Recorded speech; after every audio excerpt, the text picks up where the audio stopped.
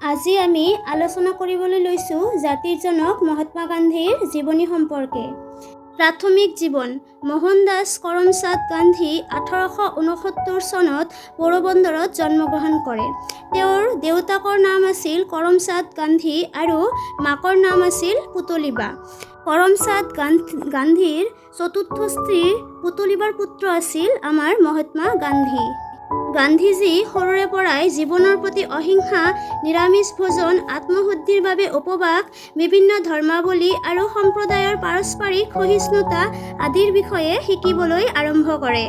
1883 চনত মাত্ৰ 13 বছৰ বয়সত কস্তুৰবা মাখাঞ্জী অৰ্থাৎ কস্তুবাই নামৰ এগৰাকী ছোৱালীক বিয়া কৰে। তেওঁলোকৰ 4টা পুত্ৰ সন্তান আছিল। সেইবিলাকৰ নাম হৈছে হলিৰাম গান্ধী, মণিলাল গান্ধী, ৰামদাস গান্ধী আৰু শেষৰজন দেৱদাস গান্ধী। প্ৰাথমিক শিক্ষা। মহাত্মা গান্ধী প্ৰাথমিক শিক্ষা গ্ৰহণ কৰে পোৰবন্দৰত। গুজৰাট ভৱনগৰ শ্যামলদাস কলেজৰ পৰা মেট্ৰিকুলেশ্যন পৰীক্ষা পাছ কৰে আৰু 1888 চনত 18 বছৰ বয়সত বেৰেষ্টাৰী পঢ়িবৰ বাবে তেওঁ লণ্ডনলৈ যায়। গান্ধীজী ভাৰত তথা গোটেই বিশ্বত মহাত্মা গান্ধী আৰু বাপু নামত খ্যাত আছিল। ভাৰত চৰকাৰে তেওঁক জাতিৰ জনক উপাধিৰে বিভূষিত কৰিছিল। 2 অক্টোবৰ গান্ধী জয়ন্তী হিচাপে পালন কৰা হয়। মহাত্মা গান্ধীৰ কৰ্মজীৱন আৰু ভাৰত স্বাধীনত তেওঁৰ ভূমিকা। প্ৰথমত দক্ষিণ আফ্ৰিকাৰ গণ অধিকাৰ আন্দোলন 1893 পৰা 1914 চন। ইয়াৰ বিষয়ে বিস্তাৰিত জানিবলৈ কমেণ্ট কৰি জনাব। 1915 চনৰ 9 জানুৱাৰীত গান্ধীজী ভাৰতত ঘূৰি আহে আৰু সেই দিনটোক প্ৰৱাসী ভাৰতীয় দিৱস হিচাপে পালন কৰা হয়। 1919 চনত ৰাওলাট আইন প্ৰণয়ন কৰে। গান্ধীজীয়ে ৰাওলাট আইনৰ প্ৰতিবাদত 1919 চনত সত্যাগ্ৰহ বা অহিংসা আন্দোলন আৰম্ভ কৰিছিল। তেওঁৰ মতে সত্যাগ্ৰহ হ'ল এক আধ্যাত্মিক আন্দোলন, এক বিশুদ্ধীকৰণ আৰু প্ৰায়শ্চিত্তকৰণ প্ৰক্ৰিয়া। 1919 চনত 13 এপ্ৰিলত পাঞ্জাৱৰ অমৃতসৰত ইংৰেজ সেনানায়ক ব্ৰিগেডিয়াৰ ৰেগিনাল্ড ডায়াৰৰ নিৰ্দেশত এক হত্যাকাণ্ড সংঘটিত হয়।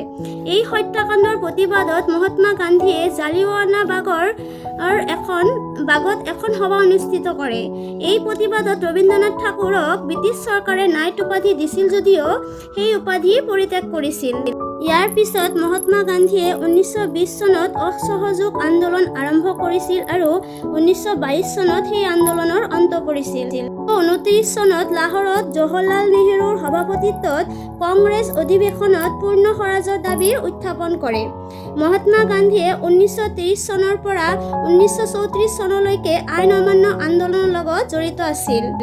এই আন্দোলনৰ মাজতেই গান্ধী আৰউইন চুক্তি হৈছিল 1931 চনত।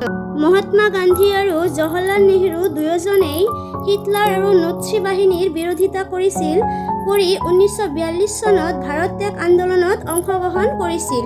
ইয়াৰ পিছত 1947 চনত 15 আগষ্ট আমাৰ ভাৰতখন স্বাধীন হয়, যাৰ নাম ভাৰতবৰ্ষ। মহাত্মা গান্ধীৰ মৃত্যু। স্বাধীনতাৰ 1 বছৰ মূৰত 1948 চনৰ 30 জানুৱাৰীত নতুন দিল্লীত বিৰলা হাউচত নাথুৰাম গডছে মহাত্মা গান্ধীক গুলী কৰি হত্যা কৰিছিল। এয়া হৈছে মহাত্মা গান্ধীৰ সম্পূৰ্ণ জীৱনী।